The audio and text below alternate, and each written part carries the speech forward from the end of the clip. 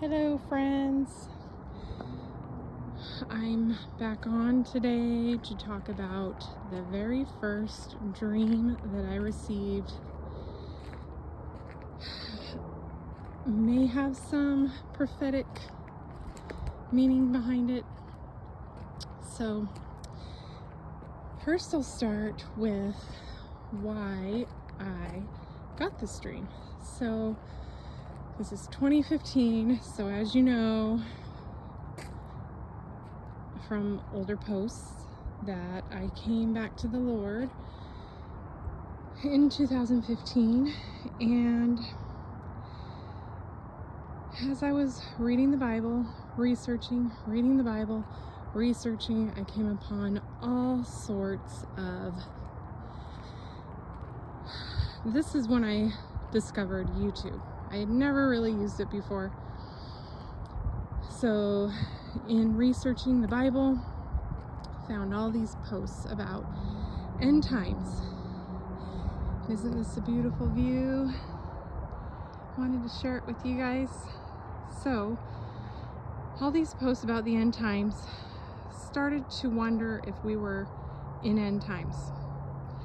It actually really freaked me out, all that I was seeing matching up to the Bible, all that seemed like it was the end. And so I went down to my basement, got on my knees, and asked the Lord, is this the end? Please show me, please tell me. And the next night I had a dream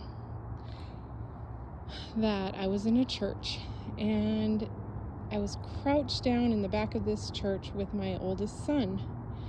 At the time, 2015, he was 8, I believe. That's how old he was in the dream. And we were like onlookers to what I believe was a funeral. And my 8-year-old, as we're crouched down, says to me, you know there are 2 types of angels. And then the pastor at the front says Griffin was 19.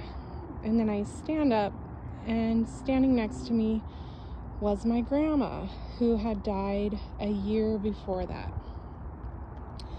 And I saw her and I hugged her. It was the most real hug, soft and warm. I could feel her warm, fuzzy sweater.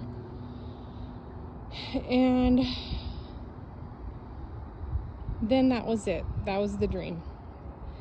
So she was sad. We hugged. That was the dream. And for a long time after that, maybe 3 years, I had thought, wow, did God actually give me a time frame? Because my grandmother, who had died the year before, I visited her in the hospital right before she died, and I was, I think, 7 months pregnant at the time. And I told her, if this baby is a boy, it will be Griffin. If it's a girl, it will be named after you. So baby ended up being a boy, but I didn't name him Griffin.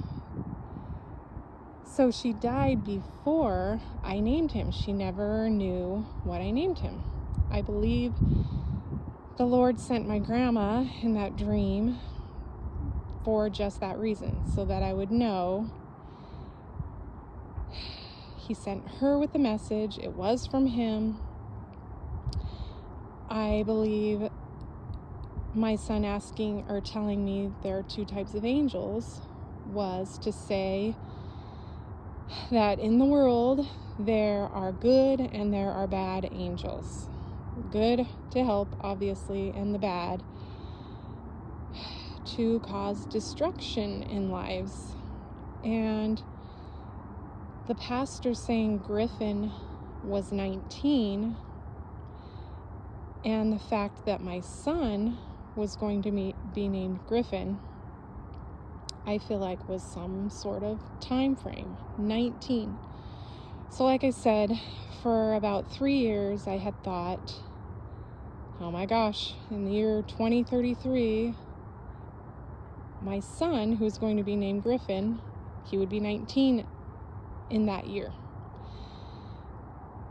But it took me that long, 3 years, to finally look into the biblical meaning of the number 19. And it actually means God's perfect timing in regard to judgment. Can you believe that? This is how God talks to us. So I wanted to share that with you.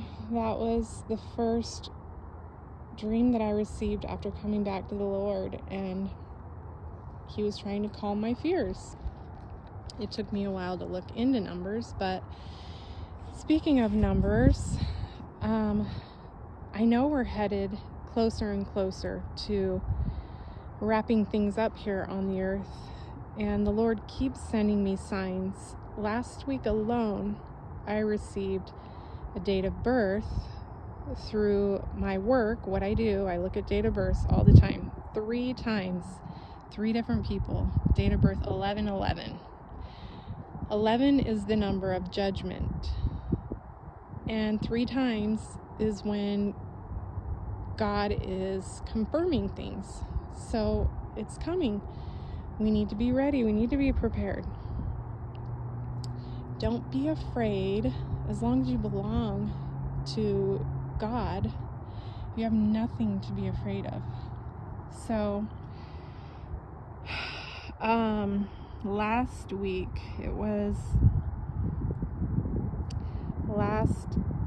October 1st. So whatever day that was, I went to sleep early and woke up at 10:30 from a dream. I don't even know what I was dreaming. All I know is I woke up to an alarm going off, which none of us have alarms set for 10:30. It was the weirdest thing, but I was shaking my husband, just shaking him awake, saying, "The end of the world alarm, the end of the world alarm."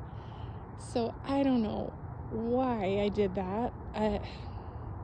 Obviously it's on my mind, but I also think that could have been a sign from the Lord too. So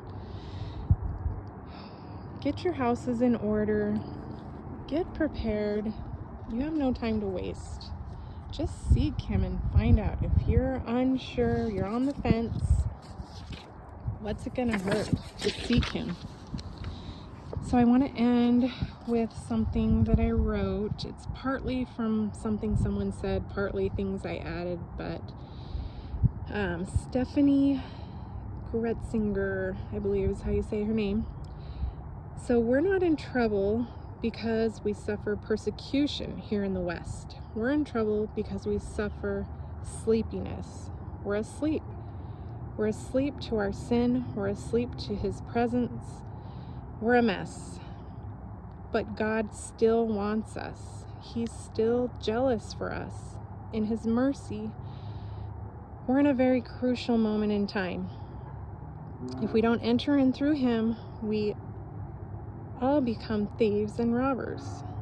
We can't come in any other way but through Jesus Christ, the lover of our soul. God bless you.